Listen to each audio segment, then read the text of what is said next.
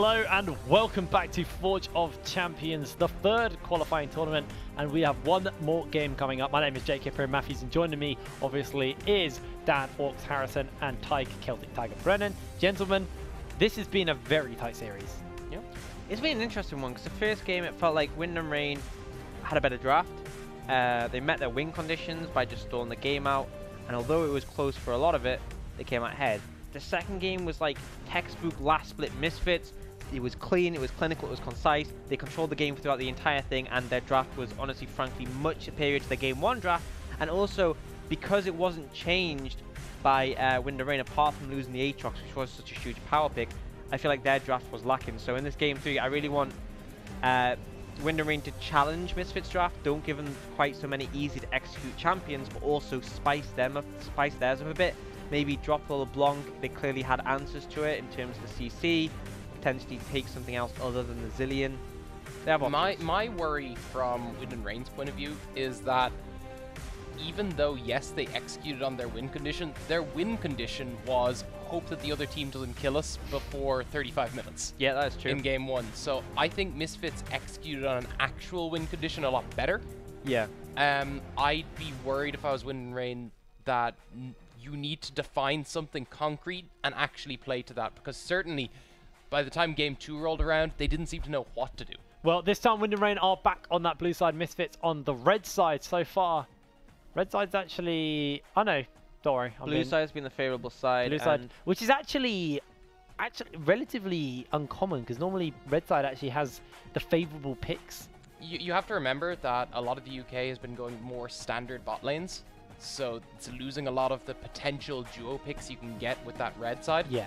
And of course with the Rakan being locked in on blue, it's allowed the Xayah Rakan to be picked up as a strong duo as well. I mean, Chris Berg played the Swain, so Aatrox is that's available. always an option. 10 seconds left in this ban. And the thing is, both of our premier strong bot lanes have been banned away. And we actually see the Zillion banned out, which is an interesting one. Aatrox is up. Yeah, Kairos just take Aatrox here.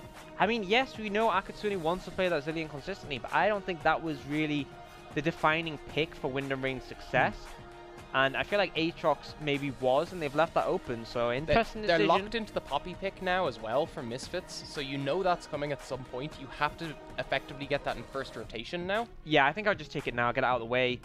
Take the Poppy, potentially take a high priority jungler, maybe something like, I was thinking more the Talia, but I guess Afflict did well on the Sejuani, so if you want to go for that again, then that's understandable. But it does load your composition to be very bot lane reliant if you do go that direction. But I mean, it worked once, it might work again. I mean, the thing is that we saw Aatrox be so dominant because they didn't really have the peel to deal with him. When they have the Sejuani and the Poppy and still spaces to pick up more peel, there's a lot more potential to handle him. I think the big thing is also pick up more damage, because last time it was he was just able to build flat MR and be unkillable. This time, if you've a more standard comp, bit of mixed damage, you should be fine. At least some AD would be ideal. I mean, that's the thing is that we have seen Chris Berg play AD carries. There are still quite a few on the table. I'm actually seeing the Vel'Koz. The thing is, this could go mid or support.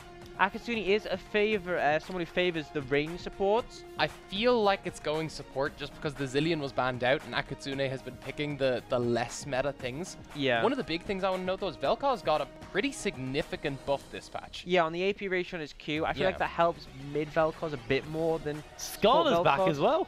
Yeah. I mean, I think Skarner makes sense. It means you have a lot more control. We talked about how you want to make the early game things happen. It felt like Gragas was a bit too squishy because he went that AP build, and also it felt like he couldn't quite force us hard. A Skarner is definitely a champion who, when he hits level 6, pick Morgana into it though. So well, I mean, that would be a good pickup to take from Misfits. Potentially, as you can go towards a lane like Morgana Varus or Morgana Ashe, which has been really prevalent in particularly the LCK. They do end up going towards Braum, and this means that is a ton of peel and CC lockdown. Sejuani, Braum, both of them have passives, which if you stack up will stun them. Question is, they are going to need a lot of DPS from the rest of the team to fill out that composition. What are they going to take? Yeah, I mean, I just would have loved the Morgana into Skarner, but I guess once you get the QSS, it's not hugely impactful. In this way, again, as you said, you have the huge amount of peel. You need carries to back that up. Yeah, absolutely. So Kai'Sa's the one that I expect to be banned away. I feel like for me, a bot lane that's been really strong is Varus Braum has always had a lot of strength together. Varus has seen a lot of play, particularly in Korea. They tend to go an AD build now. The cheaper Blade of the Rune King, into a variety of Zeal items, and then the Infinity Edge means you have pretty good damage to cut through tanks, like the, well, I mean, I know Aatrox is a bruiser, but the Aatrox and the Skarner.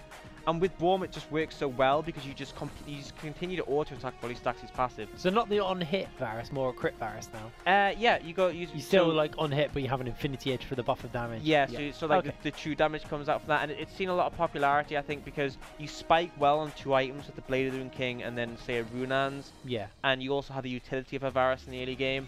So it's interesting that they're not actually deciding to prioritize that and banning away mids. There is also the option of Ashe as well. If that gets banned away, it is lower priority than the Varus, but that, for similar reasons and a similar build, can come out. Gives you hard engage if you're a Misfits and you take that Ashe. You've got absolutely Enchanted Crystallara, you've got the Glacial Prison, you've got all the backup from Braum and the potential disengage from Poppy and Braum. Like, there is if they actually do decide to go for something like the Ashe, now I'm not saying they will, that is really dirty for them. Now, we did have the LeBlanc, the Cassiopeia, the Ryze, and the Yasuo banned away, so 4 mid lane bans in that second ban phase from both teams total. Does look like Kenzuki's going to get his hands on the Orianna, and Misfits just feeling out what Wind and Rain are going to be running bot side. Yeah, I mean, I'd like to see either the Kai'Sa or the Caitlyn, something that scales very well. The Tristana, which was also banned away previously. All those picks are potentially decent. I think they're just holding off to see how strong the Wind and Rain bot lane will be in terms of bullying them. I think it makes sense, because I think Kenzuki's shown he can be competent on this Orianna in the mid lane. It makes a lot of sense just to throw that up. And they've picked a Corki, which isn't going to pressure it too much. I'm not sure how I feel about Corki. I feel like with the Infinity Edge changes hit him really hard. A big aspect of him was the fact that he spiked so much with the Infinity Edge, the big crits, the big magic damage crits. He doesn't really have that anymore. And when a lot of your damage is already magic, converting it to true isn't as effective. So I'm not too sure on that. They will pick up the Jhin in the end, which means they have quite a good range bot lane. They're going to have that range advantage they had in game 1. And the pressure on the Braum and whoever Misfits end up taking. But it means that they are vulnerable to engage. You know, if you get on top of a Vel'Koz or a Jhin, they want to stand there and be able to channel that ultimate. There's a good chance Misfits don't let that happen. Could be going back to the Varus we're talking about, that or the Kai'Sa in my opinion, and yeah. Chris Blake's played a lot this Varus I think as well, it gives good lane pressure, and I think Braum Varus works well because once you stack up the passive by Braum, you have your full blight stacks. You can also provide a bit of CC on yourself with the Desecrated Ground, and obviously your ult is huge at level 6 against that bot lane as well. If you land one ult, you land the other. I mean, Jhin, Fax is taking cleanse, but it's not available for the Vel'Koz, so it's pretty easy to set that up. One of the things I really like about Varus is also how they play team fights. They now have a lot of AoE CC to throw down in team fights, and that suddenly becomes a massive worry for Wind and Rain. Yeah, it's so difficult. I think Wind and Rain saw that, and they went in their direction where they wanted a bit more backline damage. Corki obviously is a big backline threat late in the game. Vel'Koz, I mean, they picked that up earlier, but it means it's not as simple as in game 2, where if Wind and Rain didn't get backline access, the game was over. If Wind and Rain do get a lead, they can just rely on their backline damage to win team fights. The problem is, if they fall behind, it's going to be very difficult to punish the Orianna and the Varus. I was actually going to put it the other way as well. I think they don't have a huge amount of frontline. Skarner and Aatrox are somewhat tanky, but not as good as sitting in front as some of the previous champions we've seen, and certainly not as good as the likes of Braum and Sejuani. Yeah. So they do have to worry. If Varus gets ahead, there's a lot of CC Misfits can throw down, even on a frontline member, and probably the damage to take them out. Now, remember, Corki did get buffed this patch. Yeah. We're kind of peeling it away from everyone, looking at Corki here. As we haven't seen him for a little while, he did have a buff to his E. He does still fare very well once he picks up the Triforce. You normally work that in with a rapid fire cannon as well. I know his major spike was, his major spike was Triforce, and then afterwards when he had the Infinity Edge a little bit later, it was really horrible. The old Corki was a big Triforce spike, but then in the crit Corki, which was the most in the recent iterations, it was more like the 3-4 item spike. He absolutely decimated everyone. It felt like no one could resist him. It just like shred everyone, tanks alike. Now I feel like his spike's a bit different. It'll be interesting to see what build he goes.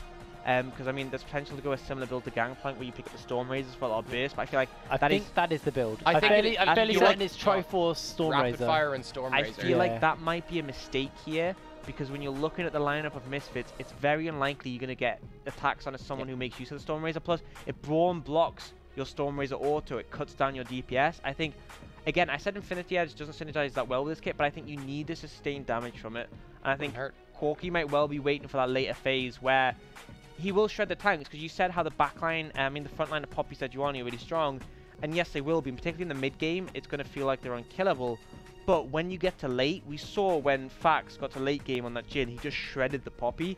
You really, no matter how much resistances you have, when penetration comes out from Corki Jhin, when they're on the 5-6 item point, they will just destroy anything in front of them. Well, gentlemen, only one team will go through into the next stage of the tournament. They're both one apiece here, and there's all to play for these teams. Looking at the rosters, looking at the champ picks, looking at the last 2 games, what do we expect to see? Who are you putting behind? I'm going to go ahead and, like, I mean, I don't think either is a safe pick here, but I'm going to put my hat on over on Misfits. I think I like their comp. I like the way a team fights. I like that they looked stronger in their winning game than I think Wind and Rain did in theirs. Yeah. So I think we'll see how that plays out in game 3, but I'm hedging my bets with them. Oops, who you put your money behind? I'm going to throw it with Wind and Rain, simply because I feel like the team has changed and Adapt has done well. I think that Misfits comp is very similar to what they did in game 1, and yeah, it worked great there, but the compositions for Wind and Rain are a bit different now. They have the Aatrox in the top lane, who I feel like can punish the Poppy a bit more if he starts to get a lead, whereas the Urgot essentially did nothing at any point really. And then they have the Corki and the Jhin, which is a lot of sustained damage on the backline. So I think, you know, Wind and Rain, they made the mistake of game 2 of thinking the same comp would get them through. They've now adapted. I think it well could give them the lead to a victory. Well, we got a split analyst desk. They are 1-on-1 apiece, just like this game, but let us know in Twitter who you think is going to win using the hashtag ForgeOfChampions3. I'm not going to tell you who I'm thinking is going to take this game, because that would upset the apple cart, and I want Twitter to do that for me. Yeah, I think you're scared. I'm definitely scared. I'm not making any bold accusations here. Fair enough. As I said, I don't think there's a safe pick here. I think No. either team genuinely could take this. I don't think it was decided in draft phase by any means. Do you think this is going to get late, this game, or do you think we're going to have a quicker game? I think it's going to go later, because I think neither team is super effective at forcing. Like, we had the Rakan last game, who was so critical in Misfits pushing that league. Braum doesn't do as much as he does in terms of engaging. I think even if one team gets a lead, it's not going to be quite as easy to force, because if Wind and Rain have more tools, but Misfits have more defensive tools.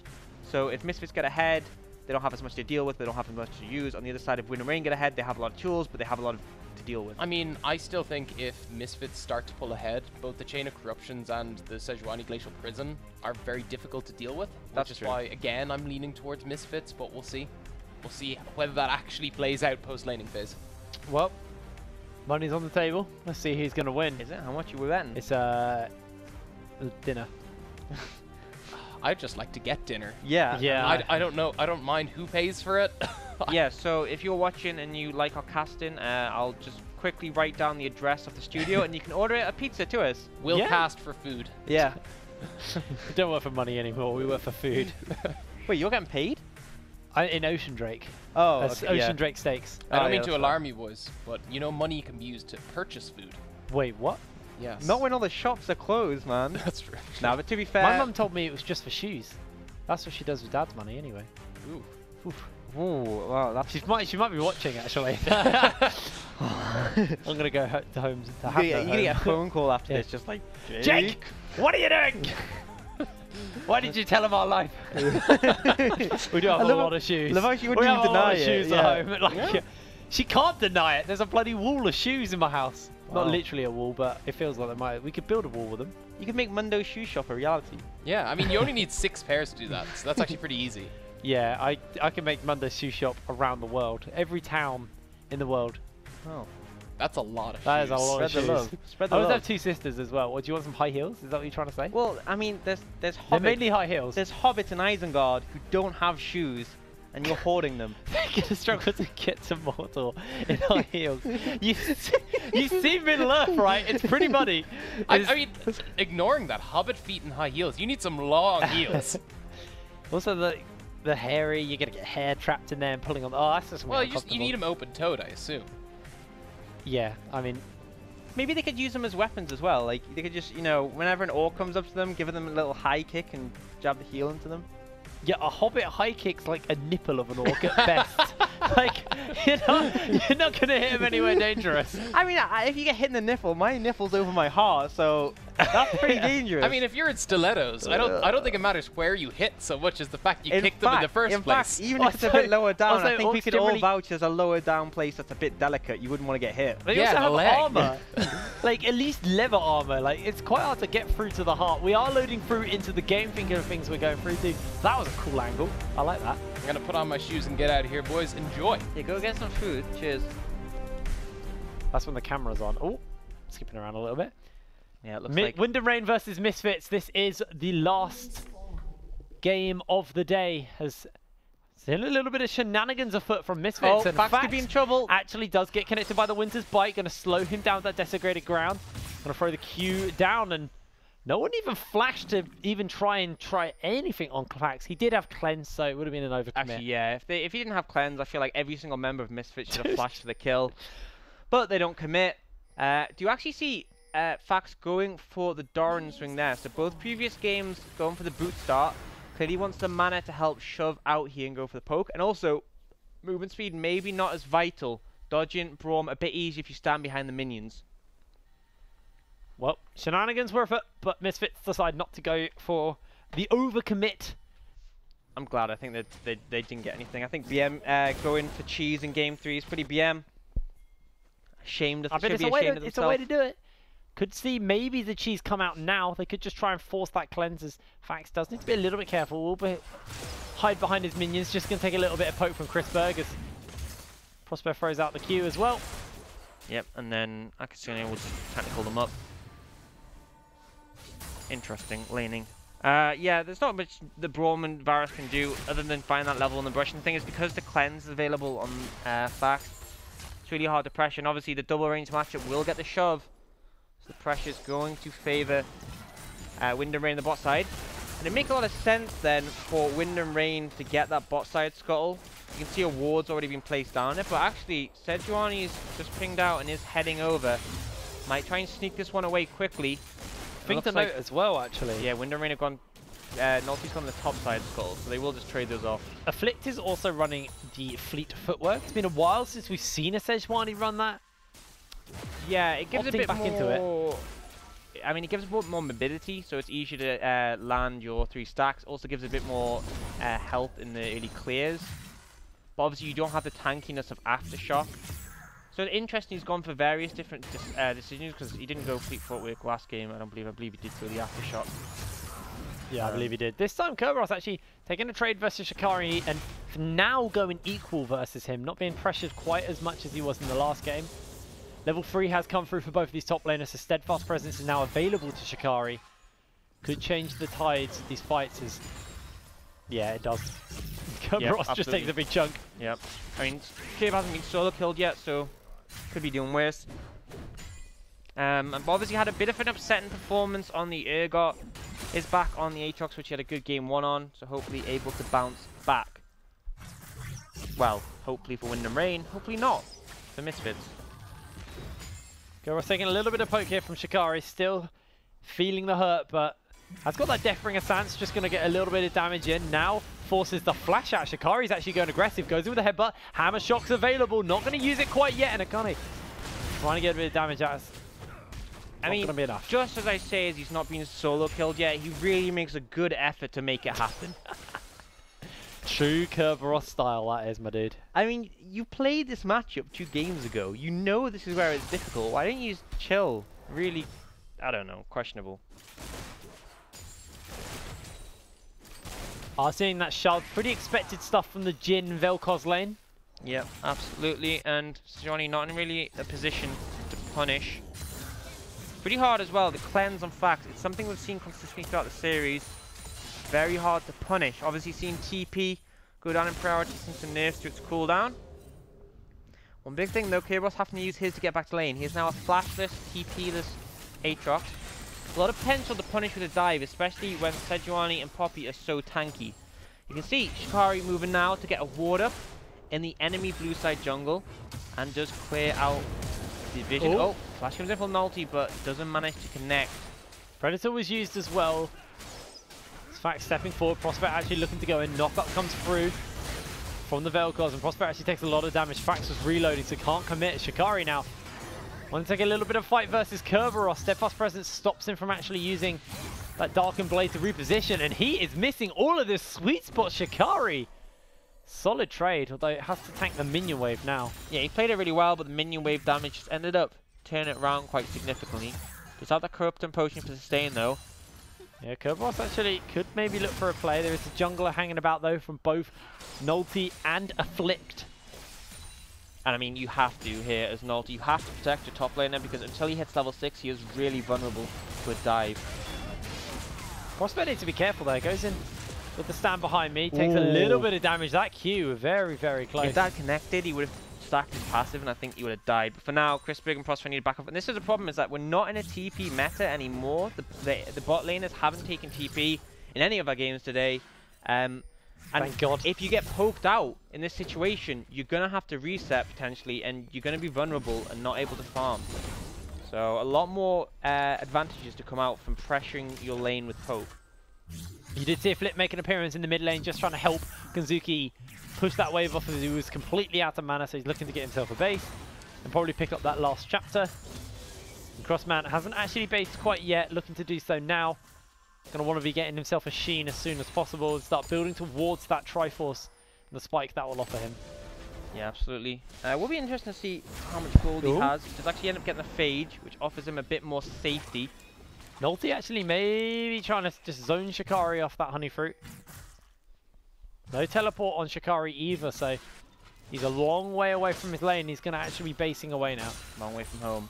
Wave's in a decent position for him to get back to the boat. Crossfair flashes forward. Fax still has that cleanse. Afflict looking to put the damage down. Knockout goes a little bit wide. They've ignited him. Going to pin him in place. That's going to be the cleanse out. Now underneath the turret. Lifebomb Disintegration Rays not available quite yet. And Fax hasn't got the curtain to cool either. Wind and Rain do disengage. A lot of flashes used. A lot of summoner spells used. Chrisberg even forced to heal.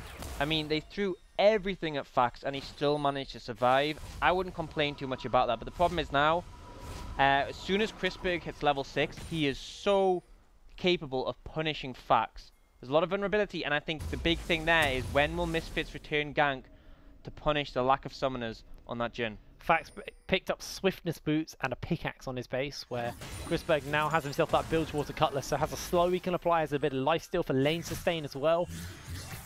I think that's, I mean, obviously it's the standard build you would go on the Varus when they go towards the AT build, but the item does so much for him. Obviously he's been poked out consistently in the lane.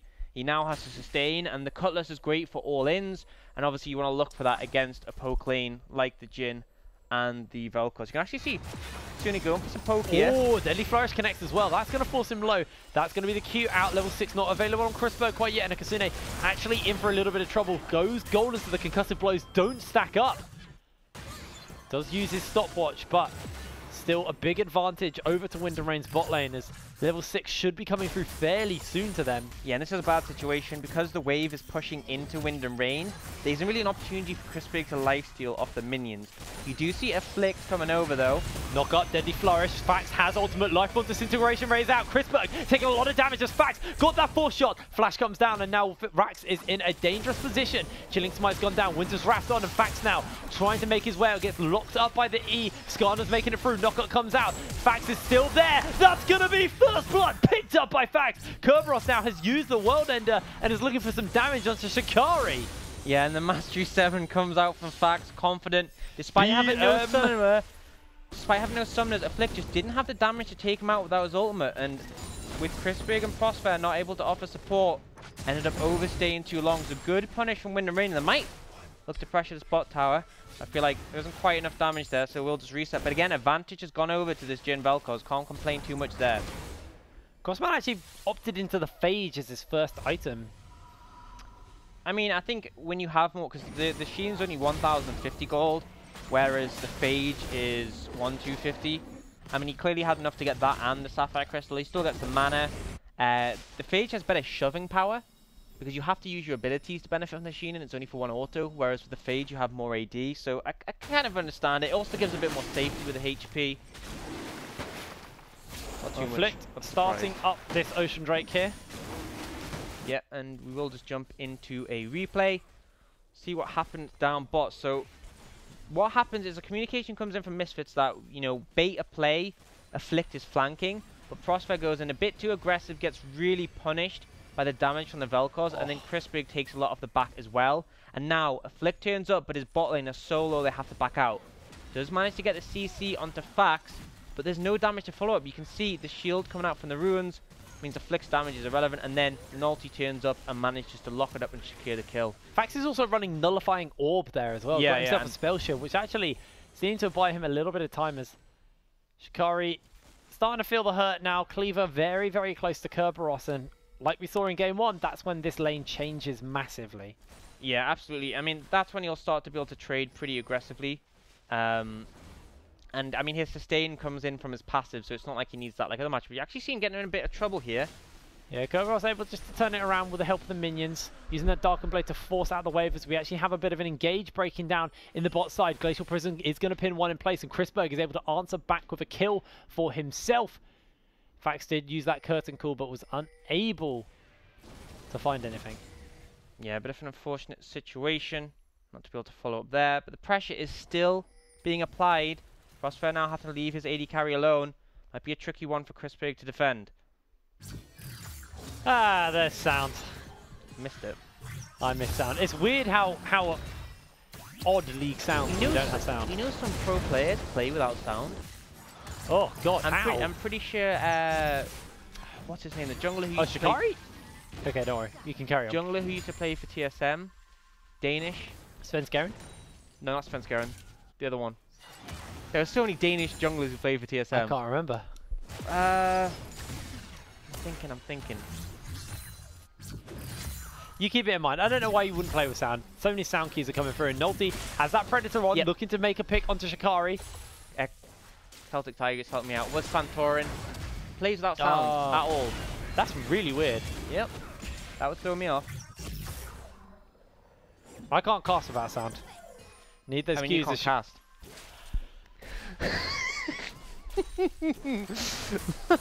Oh, it's the last time I invite you to Insomnia. Love it. Let's have a replay. Probably not my heart breaking. No, it's not. Don't worry. Yeah, so we see the aggressive play come out here. Prospect does as much as he can for his team. And the CC does land onto Nulty. And I mean, they find the kill. So a good play there. But they aren't able to find it back on a Prospect. And that's the power for Braum. If you try and get onto Crispig, you have to go through the Braum. You have to go through that Sejuani. And I think just War didn't account for the amount of CC that was available. Just insane analysis there. Great casting, Orcs. Good job. Thank you. You're so supportive. We actually have Afflict hanging around in the bush looking for a play onto Wind and Rain. He's going to get spotted out of Shikari. Speaking of spotting people out, has found Nulty, pulls him in with the Impair. Now Crossman's here, trying to chunk that damage out. Shikari's just melting! And Crossman finds himself a kill onto the top laner of Misfits. I mean, that's the thing. You have no MR on this Poppy. That Corki is capable of putting out a lot of damage as long as the person stays still in front of him.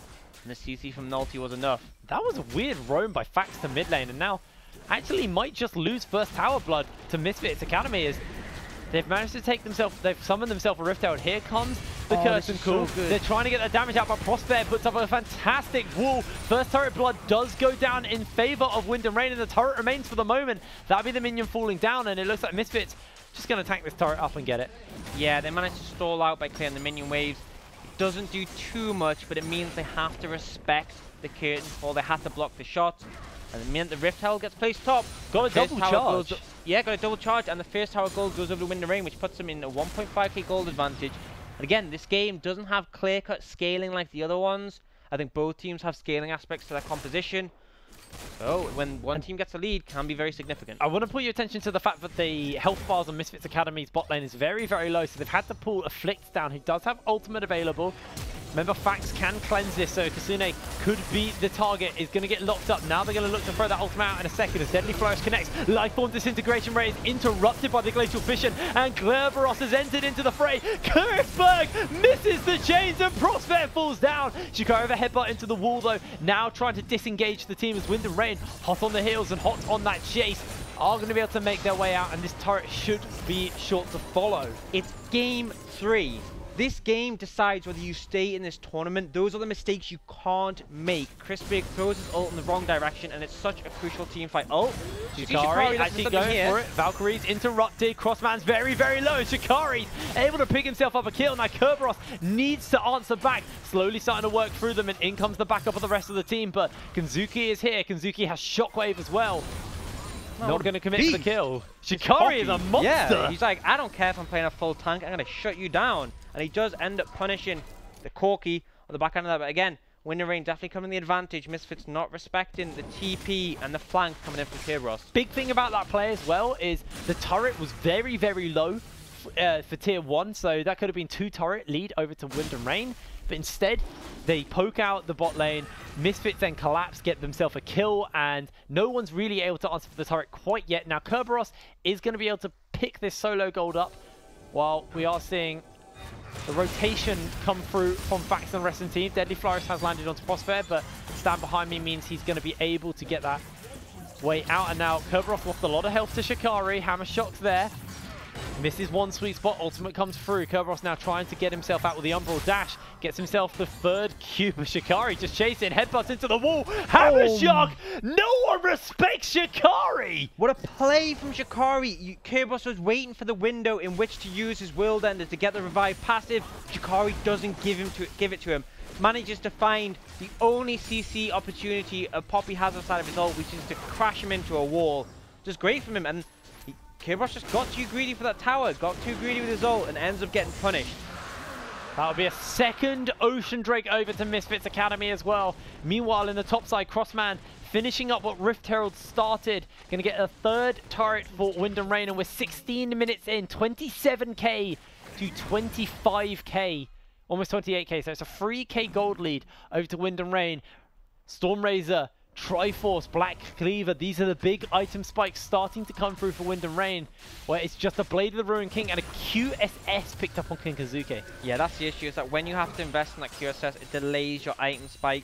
You're competing with items, with champions. Again, we said how a Jhin, a Corki, and an Aatrox will scale well, but when you have these big, high-impact items, they do well at this point in the game, especially when Misfits arguably have a comp that scales similarly.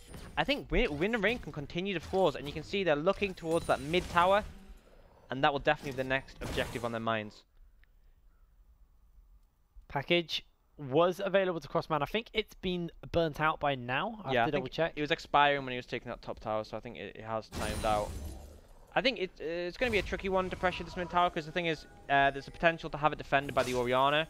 She's just cleared up that sideway, but again, the Varus, Brahma here, the Sejuani's coming up as well. There's so much defense here, you're not really going to be able to pull off a dive. I think you're just hoping someone steps up and you can punish them. Meanwhile, Kerberos on the Aatrox, quite content just split pushing away in the side lanes. Doesn't have teleport though, neither does Shikari, so if something is to happen in this side of the map, it will be a 4v4. And you feel Kerberos is very impactful for the side of Wind and Rain on this Aatrox, with the fact that he has that World Ender, and it's just an extra health bar.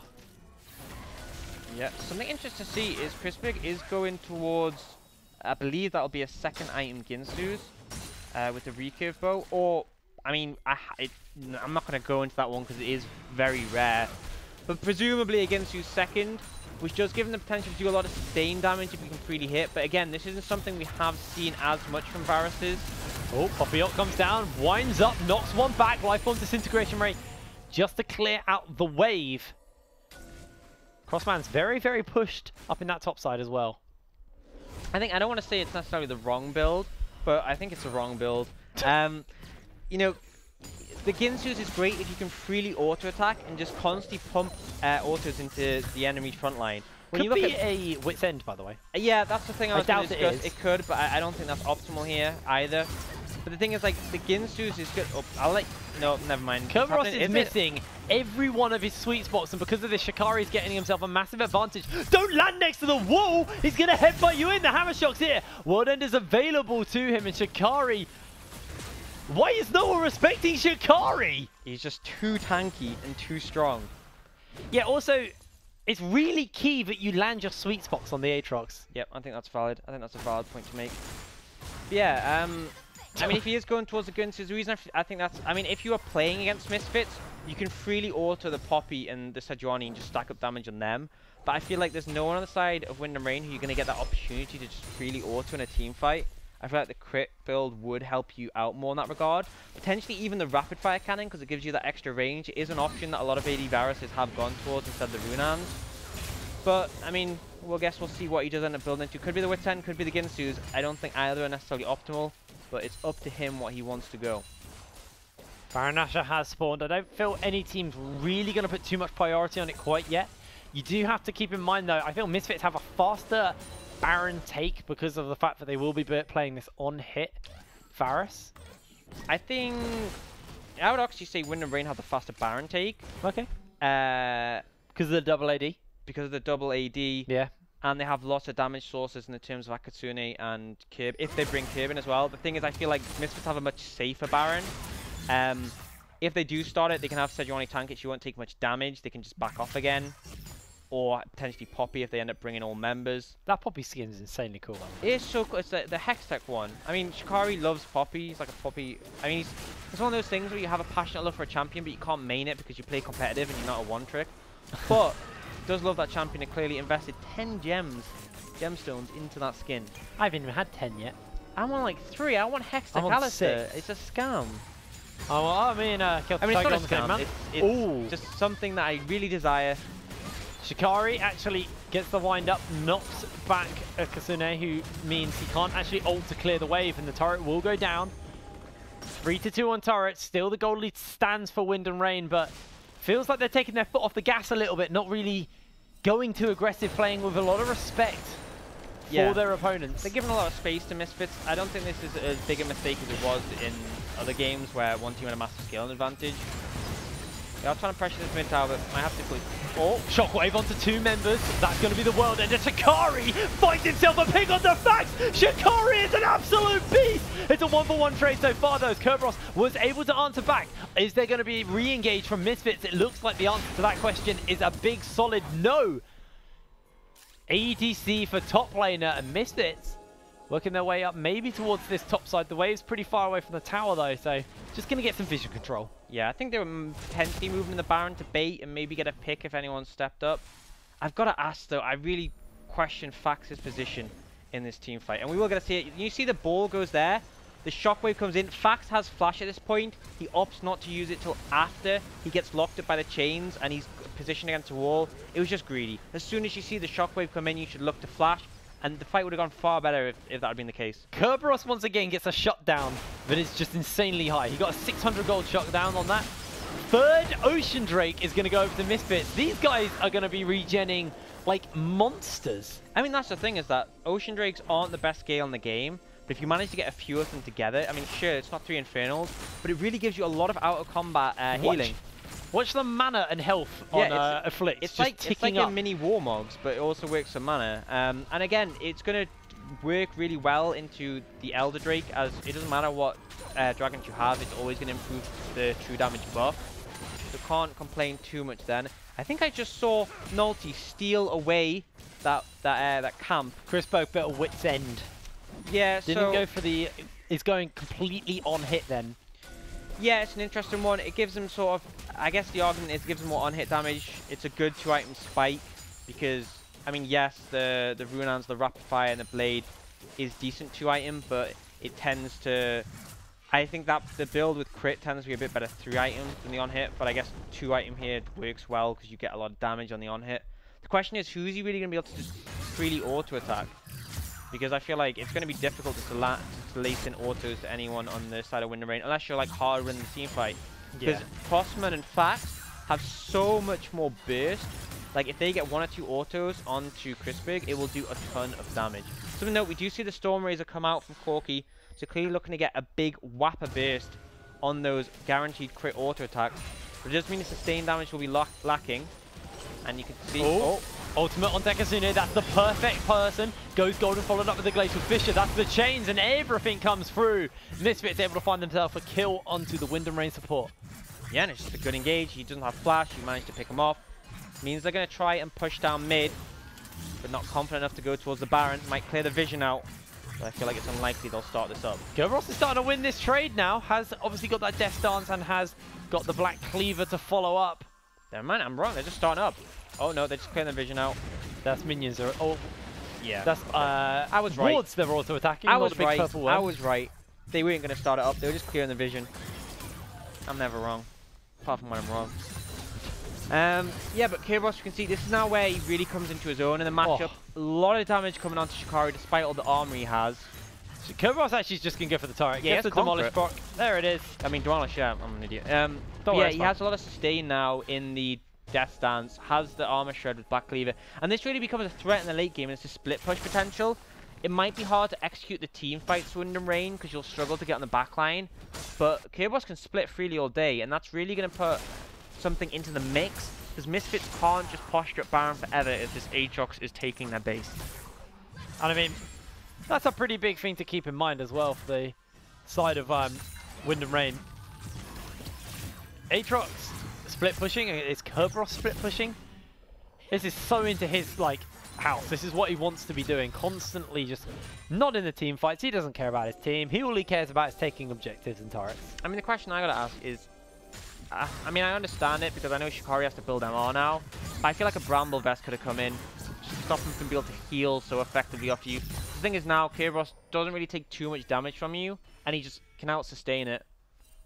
A Bramble Vest will at least reduce that to some regard, but I think he is going towards the duo of items that really hard deals Corki, but we are seeing engage right now. That's the Predator going to pull one back. Maybe not the target you quite want as the curtain call is there. They are just melting them through. The Life Bomb Disintegration Ray, though, trades out even. It's a 1-for-1 at the Baron.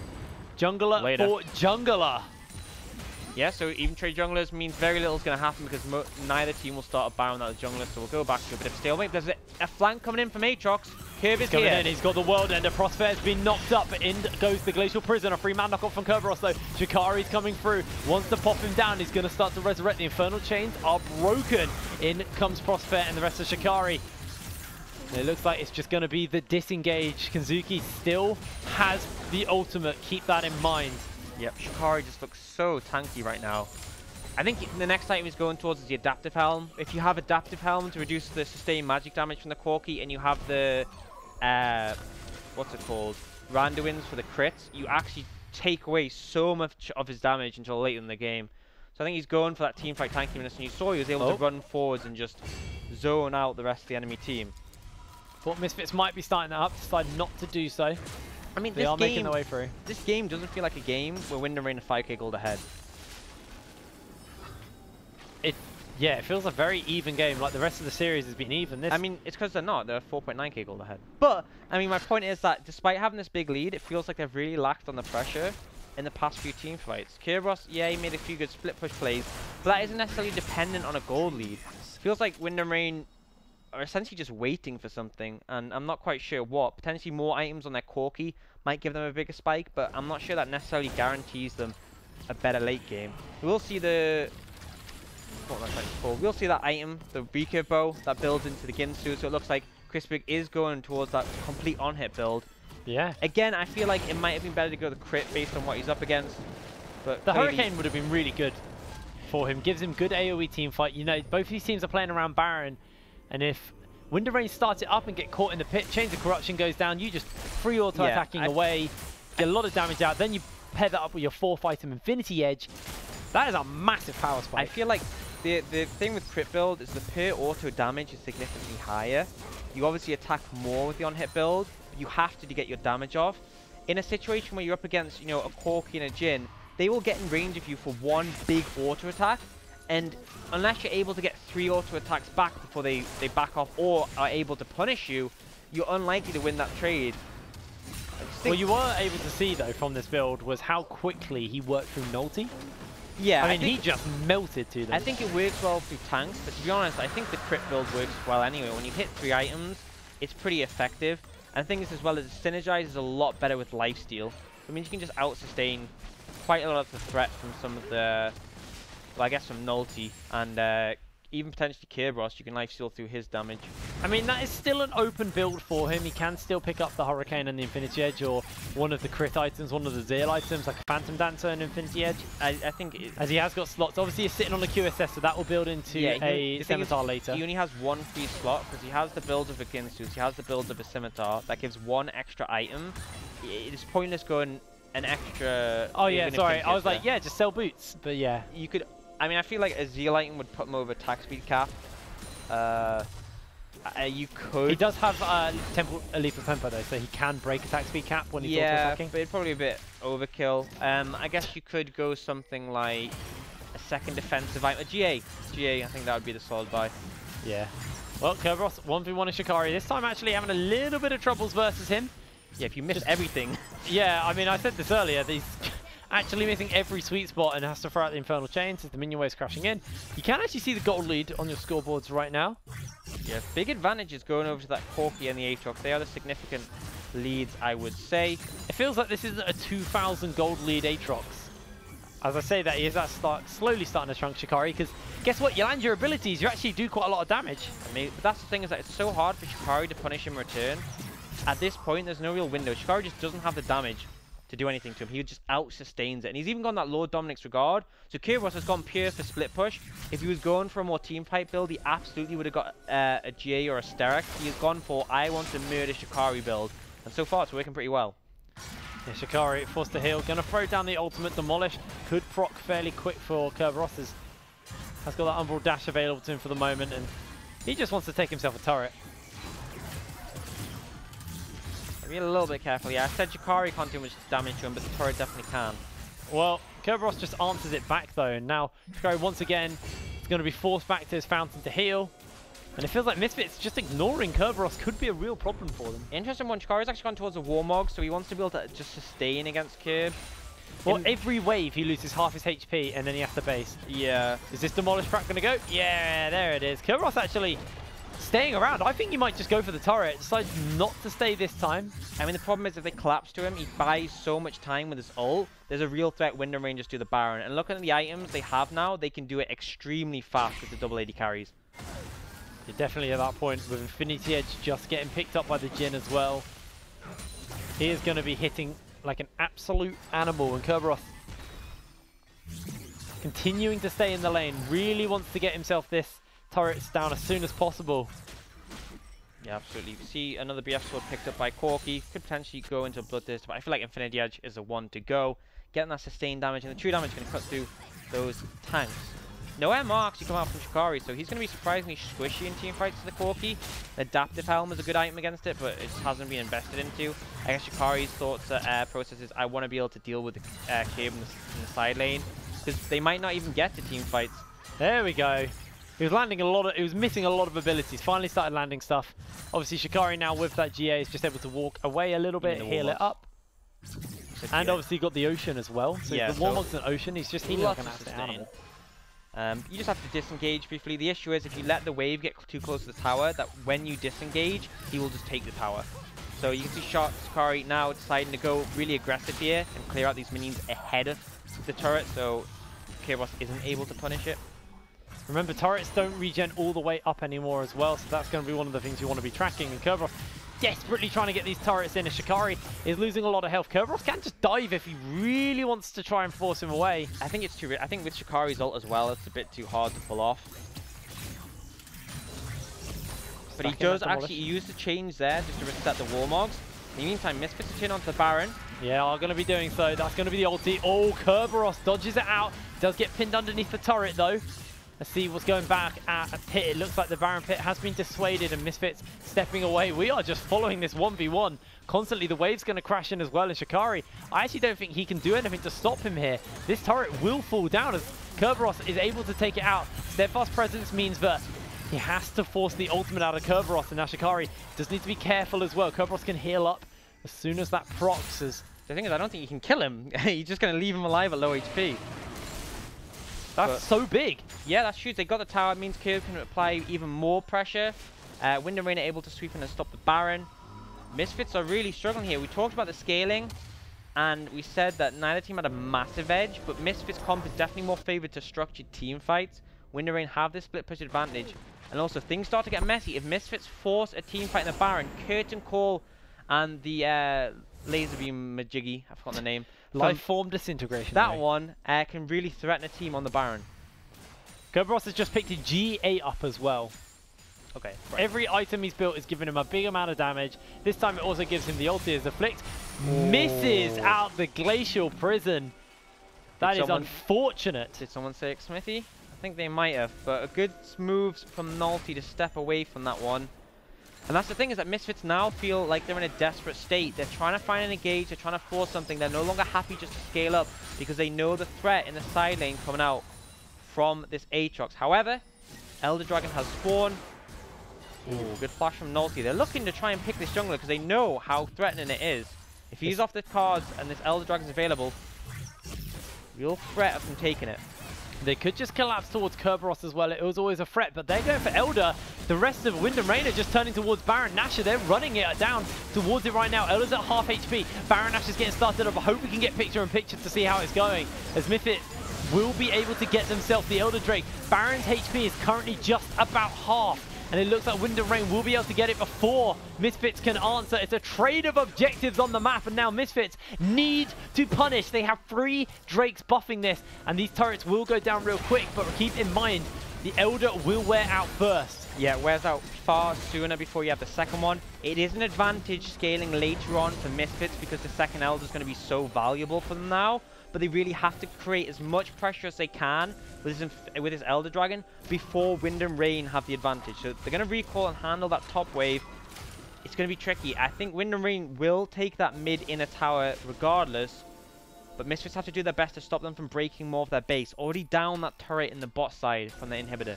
I didn't see where Kerberos teleported to as well, because he used his teleport. Shikari's still holding onto his, so that is a small advantage for Misfits, as well as the fact that they've got this Ocean Drake Elder sitting on them. Yeah, it does provide a lot of sustain. A lot of sustain. That is a hell of a lot, so can't complain too much there. I just want to be tracking the siege now. This Elder already starting to burn about half of its buff up. I mean, you have to wait it out. It gives time for Kerberos to get in position, but this is Misfits' window. If they find a team fight now, they have a real chance of winning it. If the Elder Dragon runs out, that's when things get a bit dicey. So Wind and Rain pushing up here as Kerberos has found out Shikari, but I mean, Shikari at least has some damage now. That true damage burn is going to help a bit out in the trades, but the problem is he has no tower.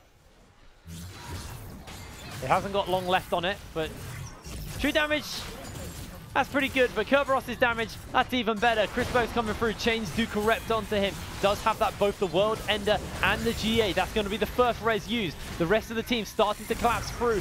Kerberos is just buying so much time. Even going to get out. Life Force disintegration rate is huge. Meanwhile, Crossman trying to take himself an inhibitor as Kenzuki can't do anything to him. Can't stop him. Shockwave comes down. Crossman cleanses out. And Kenzuki is running away with his life. A turret falls down. Kerberos lives. It's all falling apart for Misfits. Yeah, and Wind and Rain are just, they're getting engaged on. Kerberos is getting picked. Let's see if they're going to be able to find him this time. Glacial Fissure means he gets knocked up and shut down. Finally.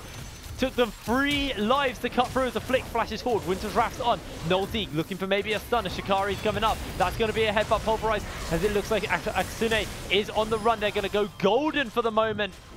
They will be able to get themselves a support. 2-4-0 for Misfits, but they lost an inhibitor. They lost all of their inhibitor turrets, and their base is in shambles. And the Elder Dragon has timed out now. They have 30 seconds before Kerberos Nakatsune respawn, and they're trying to pressure mid. The 2 major carries from Wind and Rain are still alive. That Corki and Jin doing so much damage at this point in the game. Shikari's pretty tanky though. You do have to keep that in mind, and feels like Wind and Rain playing a little bit of respect here now, knowing that they don't have their support, don't have their top laner.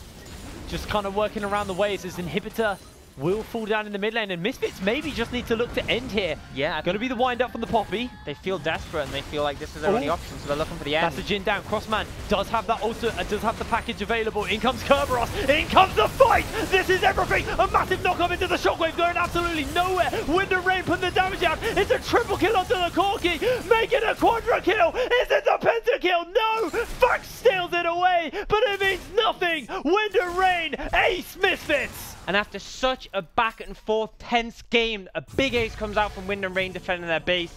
And they will just push on to finish. Nothing stopping them. That inhibitor's already down on the top side.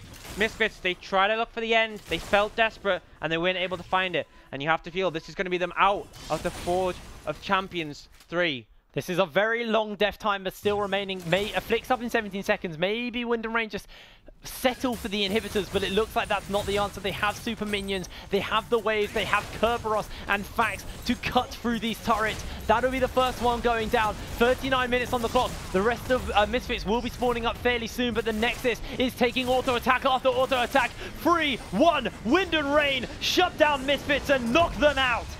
And just what plays coming out from Wind and Rain. You know, they had such a bad game 2 where they just looked like they were completely lost, and then game 3, yes, it wasn't decisive. Yes, they went ahead the entire game, but they managed to get a lead. They managed to maintain it. And Kerberos, honestly, that was an atrocious game 2, but you pulled it back in game 3. I mean, Kerberos 2 out of 1.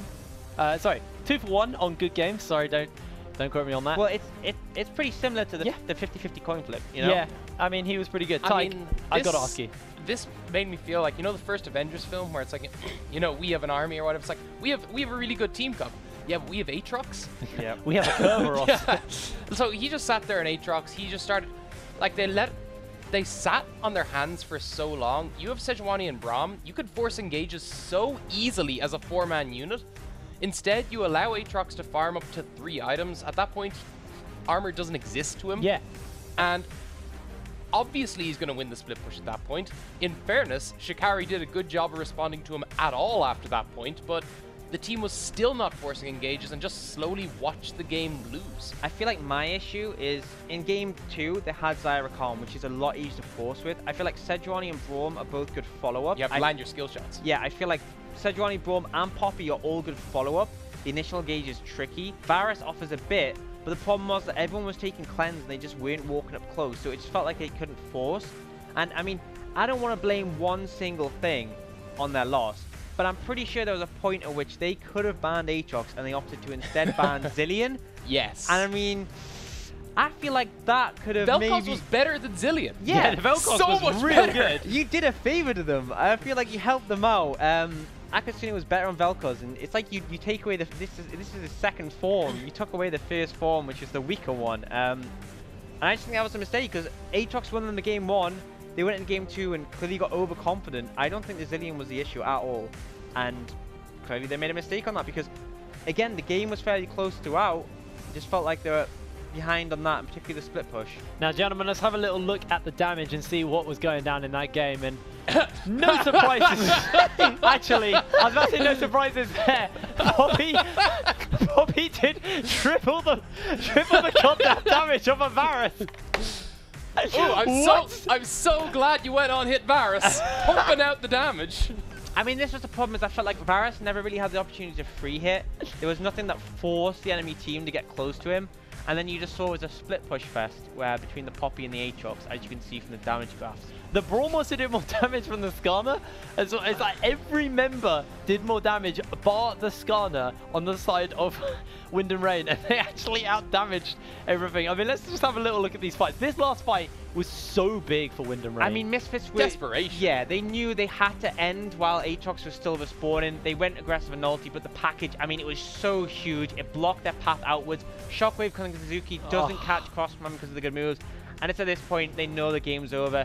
That's the problem, is no, I'm not going to blame this. I think it was a combination of issues, but I feel like the comp doesn't work if you're not able to freely auto as his on-hit Varus. Scumbag Fax, by the way, stole the pentakill. I mean, stole the quadra. I know he got a quadra, didn't he? No, he got triple. Vel'Koz got one. Oh, I ran ahead of myself. I ran ahead of myself. Bit of Feels bad, man. one. Yeah. Oh well. They get the ace, so can't complain too I mean, much. they did win the game off it, so I guess it's fine. Win the game, Penta. That's why you're supposed to do both. Yep, true. That's right, what Sendo did earlier today. But yeah, you know, credit to Wind and Rain. They had, I'm not going to say dominating because it was a very back and forth head-and-head series, but they had win conditions in game 1 and 3. They ended up meeting the win conditions, and I think the big thing was that was a tilt in game 2. If you go on a team game 2 and you just get absolutely steamrolled, and it feels like you have no control in the game, it's so easy in game 3 to go, oh, well, we're doomed. They've come online. But Yeah. they bounced back and went, look, What run is game 1? Let's find a situation where we can scale and even provide the split push for Curb, which worked. Well, let's have a little look at the bracket at the end of today to see what's happening so far in the third Forge of Champions. That means with XL taking their 2-0 over Barrage, and then Wind and Rain with their 2-1 pretty closer series versus Misfits. It means Wind and Rain will be taking on XL next week for a potential spot in the finals. And then obviously tomorrow's games are what are coming up with Diabolus versus Hyperion and Enclave versus MNM. I think the big thing for me after that last series, you're looking at if you're XL, you're just looking at this and going, well, Wind and Rain have a massive early game to exploit. Yeah, absolutely. But that's the thing, is that I feel like Misfits did really challenge them, so they did have to show a lot of their hand and what they're capable of. I think that, I mean, maybe they'll ban the Vel'Koz and not the Zilean, they've learned that. But I think this has to be so disheartening for Misfits. I mean, struggling in the first 2 tournaments is okay, because they're worth less points, you're just getting settled with regards to your team. But they are now at the 3rd tournament, they've just been knocked out again. They are still very much in the running to make it into playoffs, but with unfavorable seeding, they might struggle there. And the thing is, this is a team who were #1 last split. They were #1 in the regular split. They were #1 in the playoffs, and here they're struggling still. And it feels like they're gonna have to do a lot more if they're gonna bounce back in tournament 4. And if they don't, they might completely be out of contention for, I mean, to make it really far in the grand finals or even take a EU Master spot. Well, that will obviously be the end of today, but we still have a couple more things. So make sure you do obviously follow us on LVP over on Twitter, LVP UK. Also hit us up with the hashtag Forge of Champions 3. We want to know your plays of the day. What did you think was the most exciting thing? I mean, gentlemen, it's pretty obvious, but what was your most exciting play of the day? Mine was, so you know that sick play Curve did where he The blast gun. blast coned himself over the wall and killed himself. That might have to make it into our top 5 I feel plays. like I feel like that's the sort of 1 in a million play that, you know, you can't plan it, you can't factor in it like it's going to happen. It just happens, and everyone's just amazed at how unbelievably bad it is for you. I mean, if you want a more positive one, I enjoyed when Shen ran in, denied the Baron, killed the jungler, and then managed to escape out the back. That was pretty good. No health. I guess I'm going to go with Sendo's pentakill then. No one else is going to pick that up. I mean, That was pretty cool. It was an Urgot pentakill. Yeah, it was good at the time, but we all watched the the whole champions. series. I know, all of the champ. It doesn't matter. I mean, we've all got contrasting plays. I have a 2-game memory. If it happened more than 2 games ago, Yeah, I don't even remember it happening. It doesn't exist. Well, obviously, Was that even this patch? Wait, did they play the day? Was that even this Forge It of was Champions almost tournament? yesterday for us, actually. I don't know what the time is currently, but Yeah. it actually was almost Oh, yesterday. it is food o'clock. It is food o'clock.